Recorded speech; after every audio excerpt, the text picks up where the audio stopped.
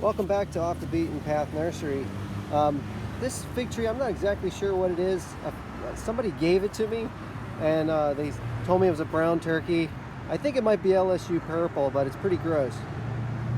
It probably ripened about eight figs, and it's right in the front of my house. Only gets morning sun, so I just thought that was pretty interesting. This next one is called Palermo Red, and it's really on the corner of my house. I just never really thought it has never ripened from being here for about 3 years in the ground. It usually grows pretty vigorous, but doesn't ripen a lot of figs. This is probably I probably have ripened 5 figs from it already. But Palermo Red is kind of an interesting, it's a pretty fig. This next one I always thought was interesting. It's just a Mount Etna fig, but I found it in a town not far from here that had been growing in the ground since 1972. An old Sicilian couple brought it here from Sicily, and I've just always marveled at it. Just the fact that this is its first year. It was planted as a little cutting last year, and just ripens figs so fast. So I have a few of these, but I named it Unknown Sicilian Dark. It's from Leola, Pennsylvania. This was one I was waiting for a long time to ripen, just because it's so loaded with figs, and it's one of my favorites just because it's so sweet. It's called Sir George. My first one ripened September 15th. So here's one that's ripened. It usually seals itself with a little bead of honey, which I really like.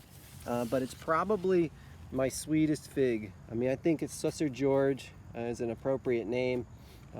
It originated, I guess, in Austria. Another one that has been really productive for me has been Longue D'Aout. I can never get over just how big and how prolific this tree is. I've been picking these for a while now, and it just seems like they're all ripening right now, and it's mid-September. So, I'm just picking them, and matter of fact, there's one that's ripe here. So that's sort of a smaller one, actually, but probably one of my more dependable varieties, and it's just like this dies back every year, and it grows 10 feet tall and ends up just putting on a tremendous amount of figs. This one I wanted to show you today just is Izbat nagy, and I always think of this one as being just kind of unique in its flavor, because it has kind of a banana-y type flavor when it's perfectly ripe. And so it's sort of on the late side, but there's one, and you can kind of see by those little sugar spots right there, the fact that it's kind of hanging down.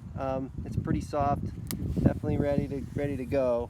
But this one does take on. At first I didn't believe it myself, but it does have a bit of a banana-y type flavor when it's overripe. Thank you for watching.